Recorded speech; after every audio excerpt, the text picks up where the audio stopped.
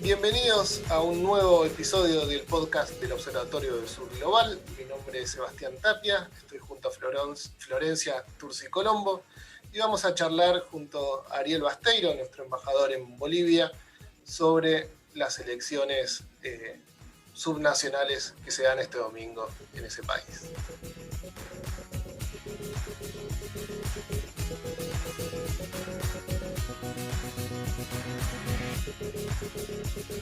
¿Qué tal, Ariel? ¿Cómo estás?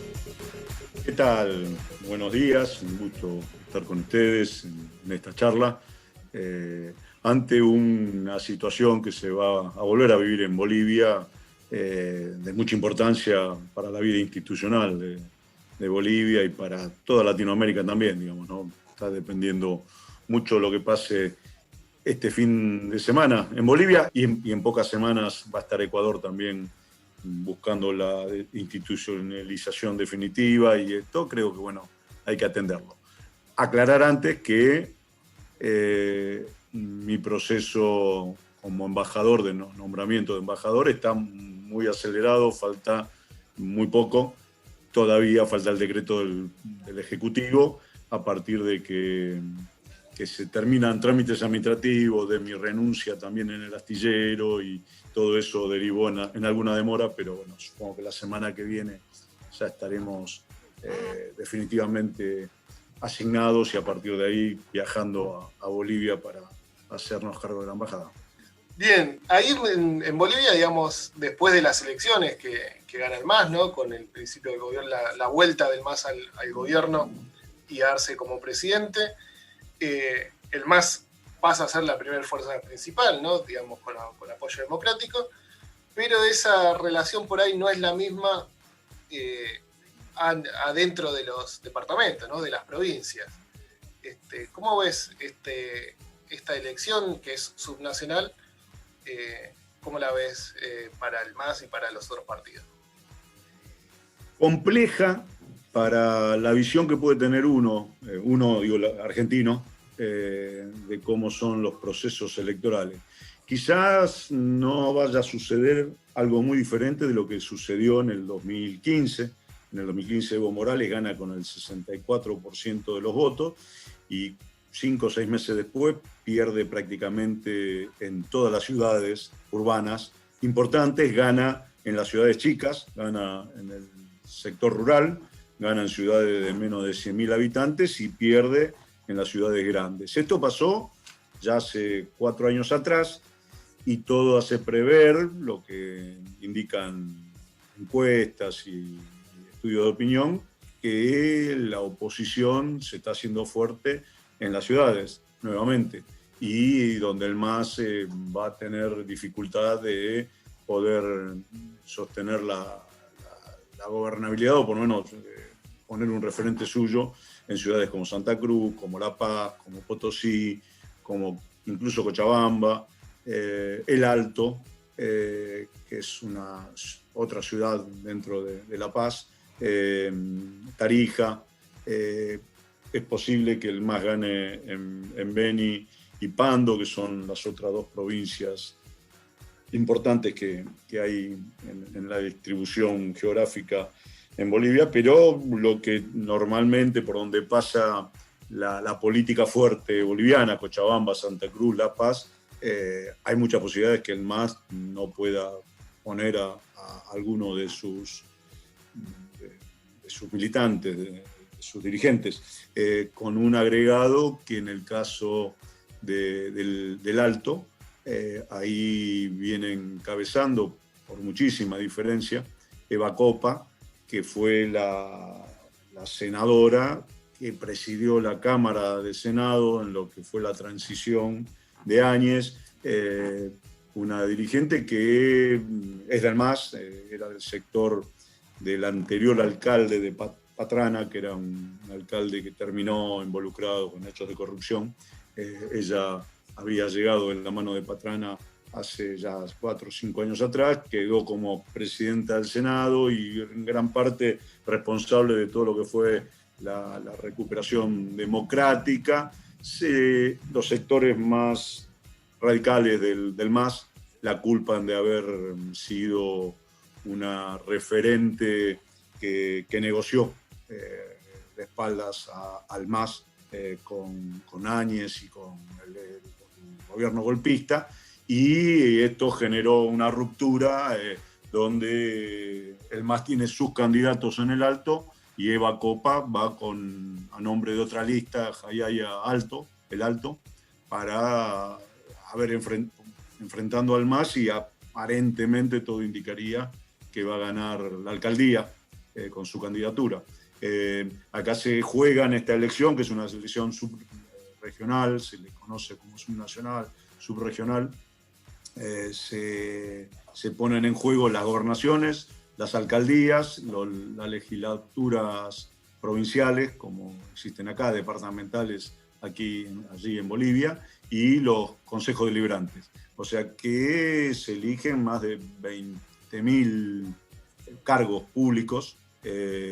Muchos de esos cargos, todos esos cargos son a través del sistema democrático, salvo un pequeño grupito que son las comunidades nacionales, las naciones indígenas, que tienen un método diferente de elección. En cada parlamento, de acuerdo a la densidad, van 2, 3, 4 referentes de las naciones indígenas, y ellos eligen por otro sistema, por un sistema propio, y se suman obviamente a la legislatura que deriva de esta elección que va a haber en el día de mañana. Vos calificaste a la elección, ¿no?, como compleja. Y me parece que hay un elemento más a sumar en ese análisis del escenario político que tiene que ver con la derecha y la aparición a partir del golpe del 2019, una derecha radicalizada que no teme mostrarse con discursos de odio y racista. ¿Cómo juegan estas figuras en la elección y cómo aparecen, qué incidencia tienen en la política de Bolivia? Ya, no estoy en este momento en Bolivia, no estuve en estas últimas semanas. Sí hago un seguimiento casi diario de lo que va pasando, y a diferencia de lo que sí fue ese escenario que explicás vos en la elección de octubre del año pasado, y de todo el proceso anterior, ¿no?, de lo que fue la elección del 2019, que no le reconocen a Evo, donde claramente estaba el discurso antirracista, anti-indigenista, de derecha ultracatólica, algo extraño también para una Bolivia que es plurinacional y donde el 65% de sus habitantes se considera indígena y toda su composición es indígena. En esta elección, curiosamente, a diferencia de las por lo menos dos últimas, la del 19 y esta última del 2020, yo creo que porque las encuestas tienen, o las encuestas de opinión, no ya las mediciones electorales, ¿no?, sino las encuestas de opinión, hay un alto nivel de reconocimiento a Arce por la forma en que está llevando el gobierno, por las medidas que se tomaron que fueron las correctas, por la disputa o la pelea que se le está dando al COVID y cómo se involucró el gobierno nacional en esta organización.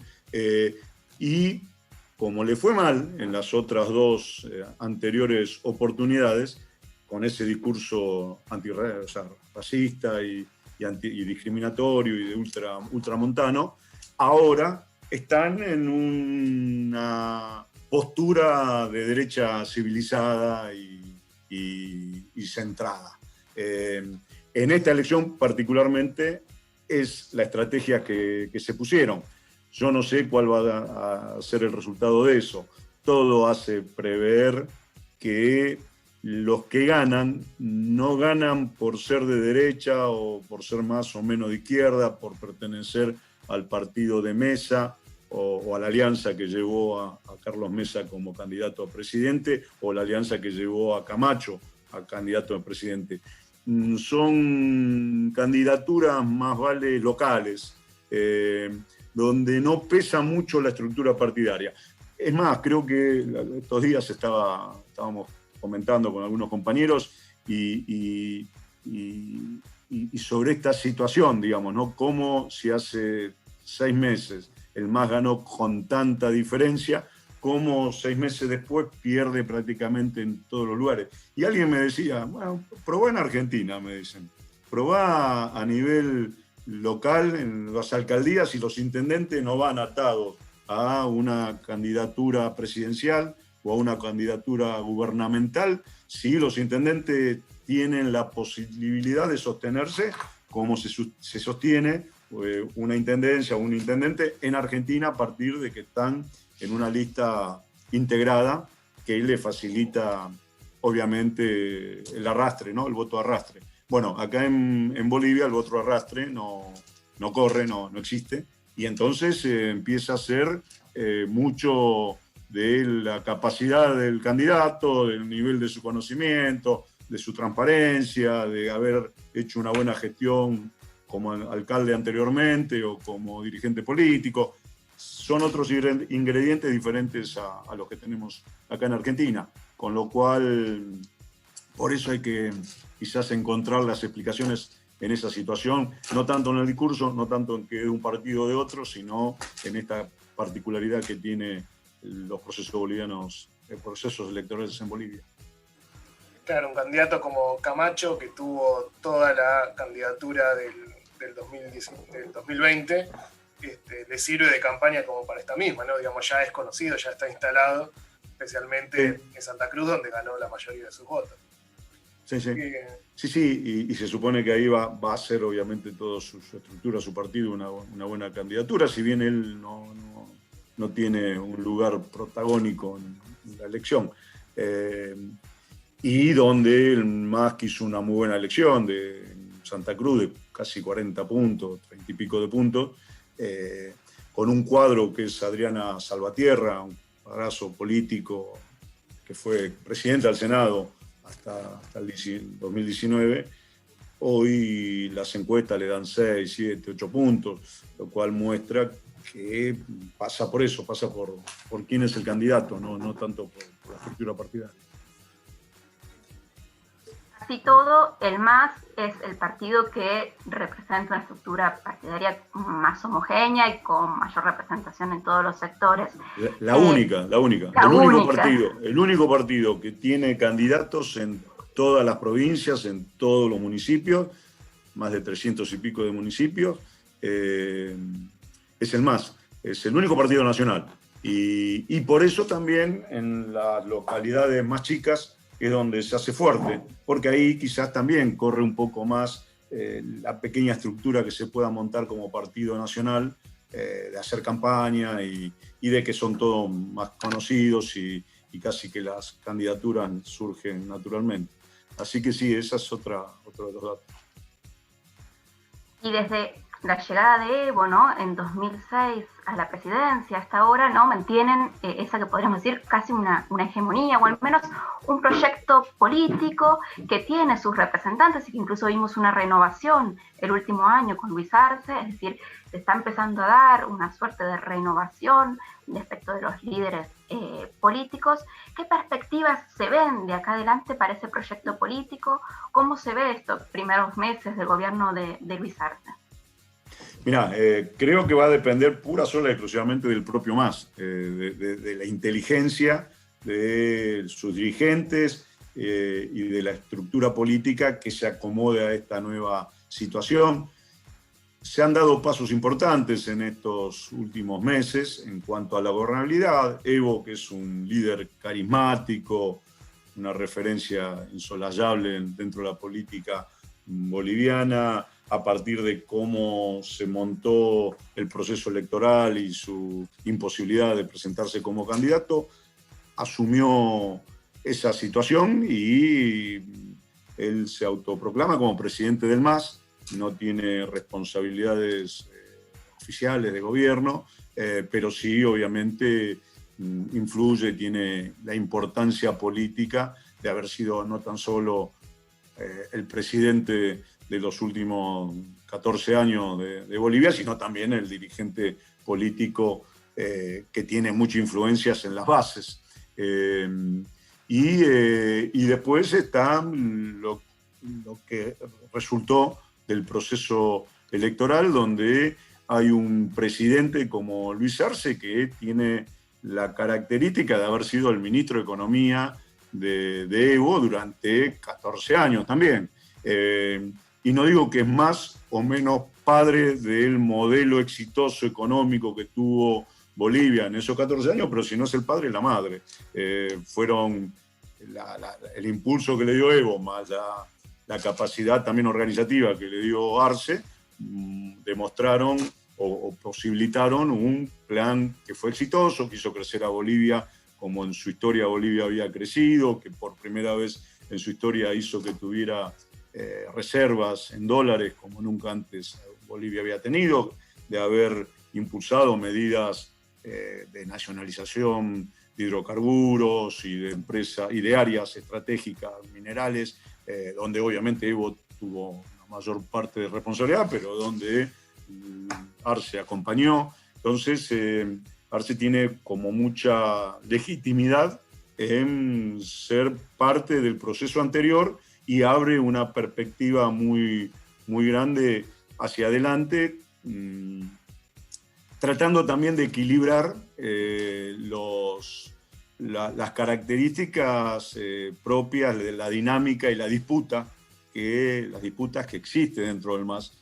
Como toda estructura política, tiene interna, tiene diferentes líneas, y Arce creo que es un poco el que sintoniza o equilibra los sectores en disputa, en discusión. Y me parece que hacia el frente veo mucha gobernabilidad, hay una gobernabilidad precisa, exacta, hay muchos cuadros jóvenes que obviamente se están preparando para darle continuidad a la tarea, diputados, las cámaras legislativas han tenido una renovación generacional muy, muy importante, desde el presidente del Senado, Andrónico Rodríguez, que es un compañero joven, y en la Cámara de Diputados lo mismo, y después muchos dirigentes que surgieron a la vera o producto de este golpe del año 2019. Muchos de los dirigentes históricos tuvieron que salirse al exterior, obviamente corridos por las circunstancias, perseguidos, hasta con peligro de vida, y eso quizás posibilitó que hubiese una nueva camada que se hizo cargo, que estuvo en el día a día del último año, y terminaron siendo los candidatos que hoy están representando a cada una de sus ciudades, de sus regiones, de sus culturas en la Asamblea Nacional. Cabe destacar también, ¿no?, que además de los logros económicos, estos 14 años del gobierno del MAS, ¿no?, que tuvo, fue el proceso por ahí democrático más largo que tuvo Bolivia en su historia, ¿no? Digamos, durante todo el siglo XX fue una seguidilla de golpes de Estado donde nunca tuvo tanto tiempo de estabilidad. Y Ariel, contanos qué nos espera para la relación entre Argentina y Bolivia para estos años, ¿no?, con este nuevo gobierno de Arce, con el gobierno de Fernández acá. Yo creo que tiene mucha importancia, agradezco y en verdad al presidente por haberme dado la oportunidad, ¿no?, de ir como embajador a Bolivia en un momento. Ya estaba muy agradecido a la vida y a Cristina por haberme tocado ser embajador durante el 2012-2015 en el punto más importante que tuvo Evo de desarrollo, no tan solo de lo político, sino también de lo económico para Bolivia. Y esta nueva etapa que se viene tiene también una serie de elementos, de ingredientes que también nos vuelve a poner en un lugar único, donde la relación, yo siempre decía que iba a ser muy difícil mejorar la relación que existía entre el gobierno de Argentina y de Bolivia con los mandatos de Cristina y Evo, porque era muy difícil, porque estábamos en el mejor de los escenarios, donde había dos presidentes que se admiraban mutuamente, donde había integración económica, ciudadana, de todo tipo, política, donde éramos parte del mismo proyecto de integración latinoamericana, de Patria Grande, y eso obviamente era bueno y era muy difícil mejorar eso. Ahora, en cuanto a la relación entre Argentina y Bolivia, también creo que estamos en un escenario muy parecido.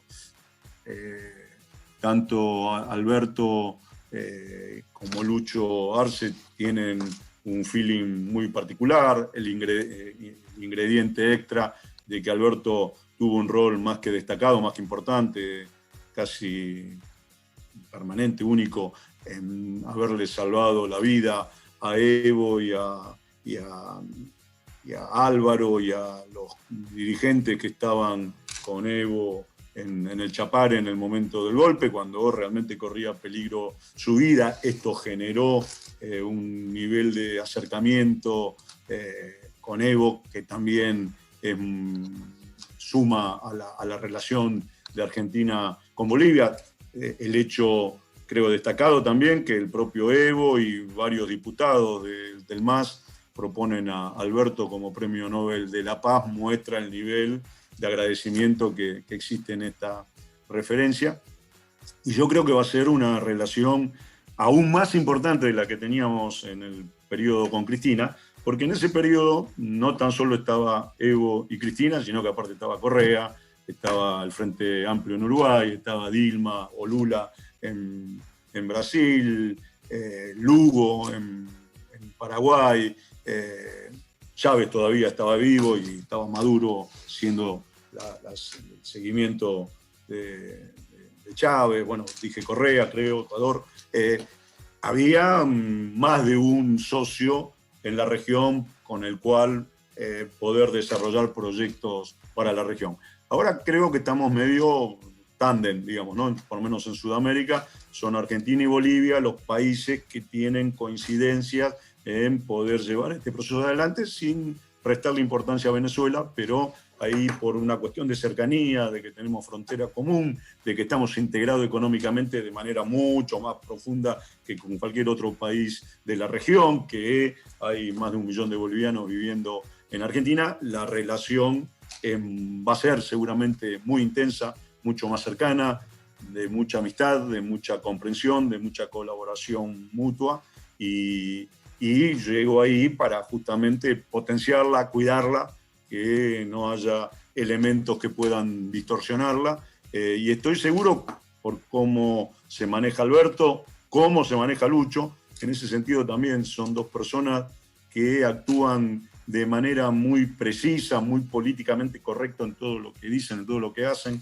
No debería haber, o no va a haber seguramente, ningún tipo de conflictos por lo que suele a veces generarse en visiones diferentes con uno y otro presidente, digamos, ¿no? Ahí va a haber, creo yo, va a ser muy difícil también mejorar la relación que naturalmente van a generar ambos presidentes, ambos gabinetes.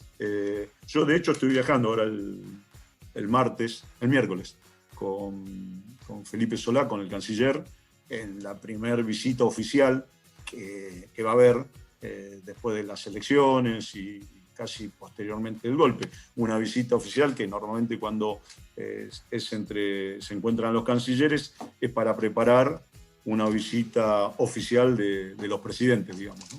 Así que yo creo que están dadas todas las condiciones para que la relación sea óptima, sea continua, sea profunda, desde todos los aspectos, desde el económico, desde lo civil, lo de integración y la importancia que se tiene, ya sea de los bolivianos residentes en Argentina, como de toda la frontera, ¿no? Todo lo que sucede en zona de frontera. Y después, obviamente, de la política regional para avanzar en lo que seguramente es una materia pendiente, recuperar UNASUR, recuperar CELAC, recuperar el ingreso de Bolivia al Mercosur. Obviamente, si esto se da, va a ser a partir de lo mucho o poco, supongo que lo mucho que vamos a hacer desde Argentina. Somos fundamental, va a ser el rol que juegue la Cancillería Argentina, que juegue el gobierno argentino, en pelear para permitir el ingreso de Bolivia al Mercosur. O sea que todo esto va a generar un nivel de acercamiento aún mayor del que se tuvo hasta ahora. Y también respecto de la gestión de la pandemia, ¿no? Me parece que hay una agenda ahí común. ¿Cómo es posible que los países de la región puedan obtener ciertos lazos de solidaridad en este momento difícil? ¿Cómo podrían armarse esos lazos y qué perspectivas hay entre el gobierno de Bolivia y el de Argentina en este tema también? Mirá, sé que primero el presidente, no sé si saben, lo vimos todos en el G20, incluso en el último G20, había reclamado a los gobiernos o a los países más desarrollados que en el tema de una pandemia mundial como la que estamos viviendo tuvieran actitudes solidarias y que la vacuna fuese un bien universal y no aquel que tiene la condición de comprarla o de negociar en mejores condiciones. O sea que esa actitud que Alberto planteó en un escenario como el del G20 obviamente es repetible para instalarlo y sostenerlo en cualquier otro organismo regional o internacional. Argentina tuvo ya con Bolivia desde el vamos un hecho de mucha ayuda, que fueron las primeras 20.000 vacunas que llegaron a Bolivia, llegaron con el vuelo de aerolíneas en el avión ruso, en el avión que venía de Moscú, y Bolivia posteriormente ya inició un proceso de reequipamiento de vacunas chinas y de elementos que son necesarios para combatir el COVID, de mascarillas, jeringas, todo material médico, farmacéutico, también llegado de China en otro avión. Digamos, Bolivia se está proveyendo a partir del acuerdo que logró con el gobierno chino. Con el gobierno argentino o con el comercio argentino reclamó, pidió serie de medicamentos que no estoy profundamente metido en el tema, pero sé que había habido un pedido de determinados medicamentos a la industria farmacéutica argentina, digamos, ¿no? Para que le prepararan un pedido para poder suministrar y tener capacidad médica en esta pandemia. Y sé que el pedido estaba preparado para salir, no sé si se salió, pero por lo menos estamos colaborando de esa manera, digamos, ¿no? La industria farmacéutica argentina vendiéndole al Estado boliviano mercadería, medicamentos que son de difícil logro conseguirlos en el mercado internacional. Bolivia tenía particularmente, se suministra o requiere mucho medicamento a Chile, no sé por qué, pero casi la mayoría de los medicamentos que llegan a Bolivia venían de Chile. Con esta pandemia se ve que han tenido problemas de abastecimiento y entonces se abrió esta instancia hacia la Argentina que creo que se debe estar llevando adelante en estos días. Bueno, Ariel, muchas gracias por haber compartido esta charla con nosotros. Te deseo los mejores éxitos en tu gestión allá, porque más que nada sería un éxito para todo el país, ¿no? No, gracias a ustedes y está muy bueno.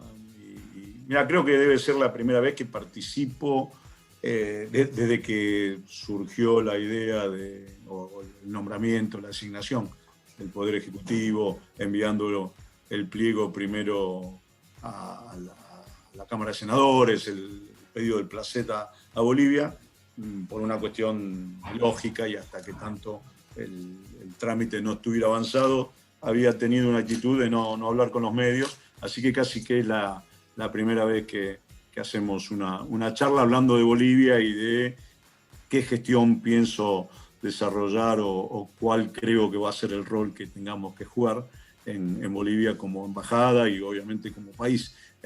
Así que agradecerles a ustedes y eso, bueno, ha sido así por la confianza, por saber que estamos dentro del mismo proceso político y que hay en todos nosotros un interés común de que la cosa salga de la mejor manera.